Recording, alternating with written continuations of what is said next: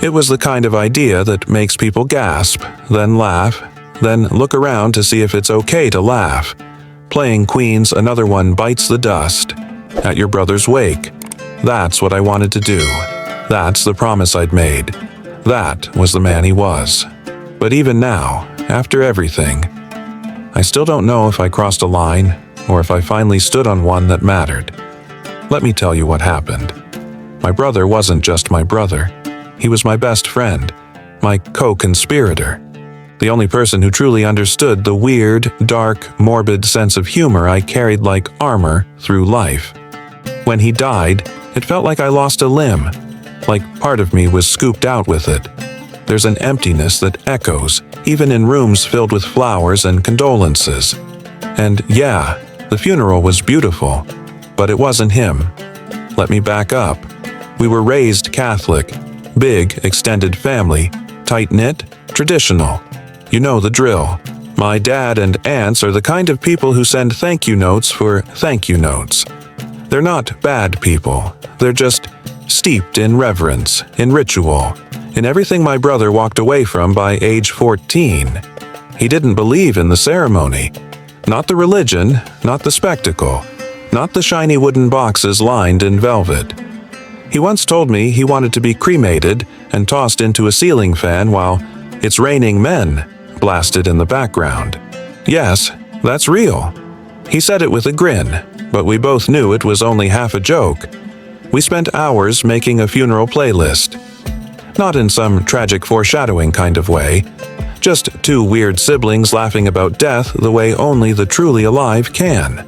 Our list had Highway to Hell, Stayin' Alive, and yes, Another One Bites the Dust. It was hilarious, and it was us. So when he died, and our very Catholic family started planning a very Catholic funeral, fancy church, expensive casket, mountains of flowers, I didn't just feel grief. I felt panic, like he was being erased. I sat in those planning meetings feeling like an outsider. My dad and aunts talked about hymns and organ arrangements, but I could hear my brother in my head, whispering sarcastic commentary. He wouldn't want any of this. He'd be furious. Or, worse, he'd be bored. And something inside me snapped. I told myself, if I can't change the whole thing, I need at least one moment, one real moment that's him. So I thought about the wake. Not the funeral, not the church service, just the wake, the viewing. The part where people wander in, pay respects, eat bad deli sandwiches, and make small talk about grief.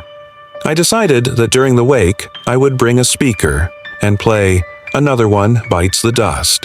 I'd explain it, of course. I'd make a speech. I'd tell the story. I'd make people laugh, or at least make them remember him the way he wanted to be remembered. Real, irreverent, funny. It wasn't about mocking death. It was about honoring the person who faced it with humor, not fear. But as the day approached, my anxiety grew. There would be people there who didn't know him. Older relatives who only saw him at Christmas. People who still think funerals should be draped in silence. People who think grief has a dress code. Would they understand? Or would they hear that song and think I was mocking their pain? Would they think I was mocking mine? I started second-guessing everything. So I did something I hadn't done yet. I talked to my dad. It wasn't easy. I'd been thinking of him as an obstacle, as the one pushing all this formal ritual I knew my brother would have hated. But when I told him the truth, the playlist, the jokes, the ceiling fan, something shifted. He laughed. Actually laughed. Then I played him a violin cover of Another One Bites the Dust. It was soft, almost mournful, a haunting echo of the original, and he just listened. When it ended, he said, "That seems like a great idea." I blinked. He smiled, and in that moment I realized something. I hadn't been giving my dad enough credit. He wasn't the enemy. He was just grieving, too, in the only way he knew how. That conversation changed everything. I didn't need to storm in with a speaker and shock the room. I could do this with grace, with humor, with love. So I reached out to my brother's friends. the ones who really got him. Turns out they were already planning something. A separate party? A celebration? They were thrilled to hear about our funeral playlist.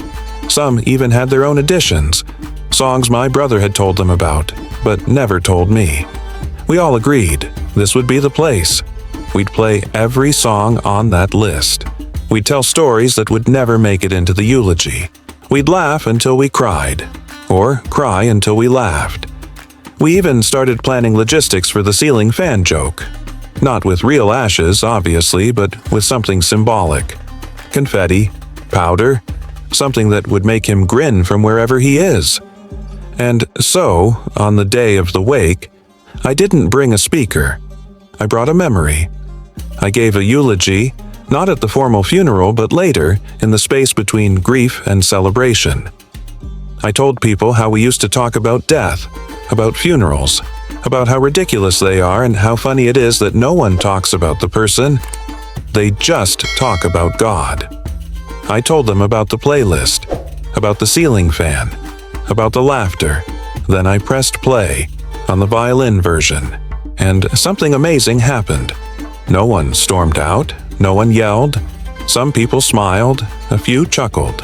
My dad nodded, and I think, in that moment, my brother was with us. Not in some cheesy metaphysical way, but in the way people are when you remember them fully, without shame, when you let their weirdness live on, when you let their voice echo in a room where everyone thought they had to whisper. So, am I the asshole? For wanting to blast Queen at my brother's wake? For wanting to defy tradition? For wanting people to laugh in the face of death, the way he did? I don't know, but I know this. I didn't do it to be funny. I did it because grief is personal, because love is complicated, because funerals shouldn't be performances, because sometimes the loudest way to say, "I miss you," is through bass and sarcasm and a beat that hits right in the chest. And my brother, he would have loved that. He would have loved all of this, even the drama, even the Reddit thread, especially the comments. Yeah? He would have loved the comments. And now, a final reflection from our host at AITA Stories. There are some losses that change you at the cellular level.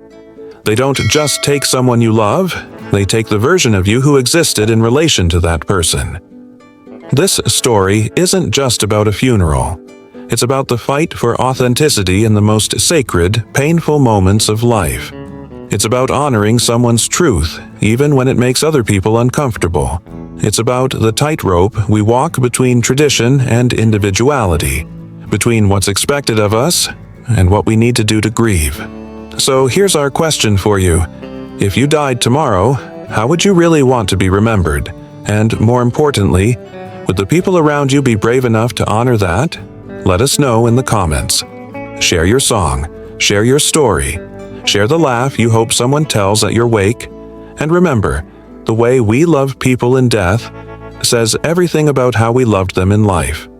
This has been AITA Stories. Thanks for listening.